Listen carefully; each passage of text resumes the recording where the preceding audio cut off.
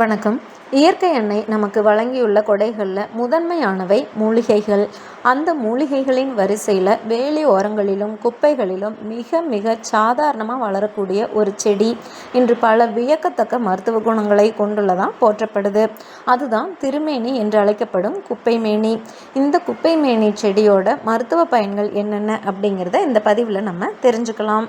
குப்பையில் வளரக்கூடியது, ஆனால் உடலின் நோய்களை நீக்கக்கூடியது அப்படிங்கிறதுனால குப்பைமேனி அப்படின்னு பெயர் வந்துச்சு. உடம்பை சுத்தப்படுத்தி அழகூட்டுறதுனால திருமேனி அப்படின்னும் அழைக்கப்படுது.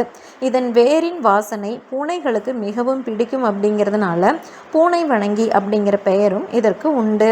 சொறி, சிரங்கு, படர்தாமரை மற்றும் பூச்சிக்கடிகளுக்கு இதன் இலைகளை மஞ்சள் சேர்த்து அரைத்து பூசுவது ஒரு பாரம்பரிய முறை. சளி, இருமல் மற்றும் ஆஸ்துமா போன்ற பிரச்சனைகளுக்கு இதன் இலைச்சாறு அருமருந்தாக பயன்படுத்தப்படுது. ஒரு நாளைக்கு நம்ம 4 முறை இதை குப்பைமேனி இலைகளை அரைச்சி அதோட சாறு 1/2 ஸ்பூன்லேருந்து 1 ஸ்பூன் கொடுத்துட்டு வந்தோம் அப்படின்னா எப்பேற்பட்ட சளி பிரச்சனையும் முடிவுக்கு வரும். இதன் சாறு குடல் புழுக்களை நீக்க உதவும் பூச்சிக்கொல்லி பண்புகளை கொண்டிருக்கு. மூட்டு வலி மற்றும் வீக்கங்களை குறைக்க இதன் இலைகளை எண்ணெயில் காய்ச்சி பயன்படுத்துறதும் உண்டு. இது குறைந்த பராமரிப்பில் மிதமான நீர் வசதியுடன் நன்கு வளரக்கூடியது. வீட்டு தோட்டங்களில் ஒரு மூலிகை செடியாக இதை எளிதாக வளர்க்க முடியும்.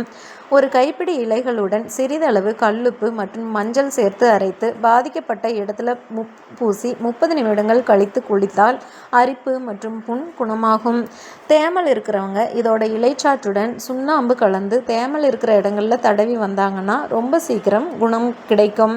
அதே மாதிரி குப்பைமேனி இலைகளை அரைத்து முகப்பருவின் மீது பற்று போட்டால் வீக்கம் குறையும்.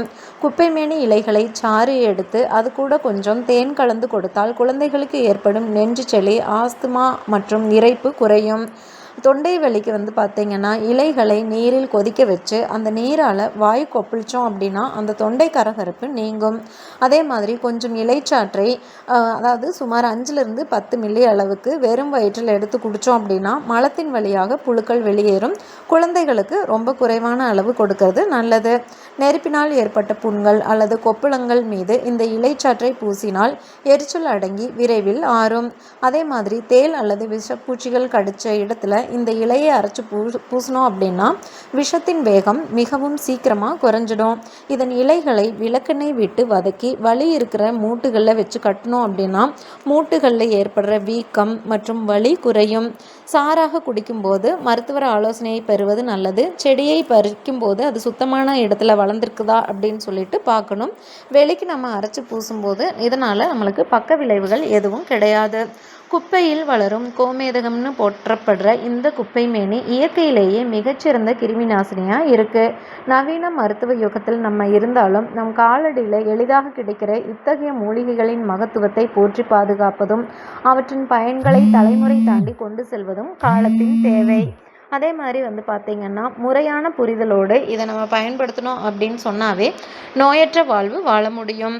மேலும் தகவல்களுக்கு சேனலை சப்ஸ்கிரைப் பண்ணுங்கள். தேங்க்யூ.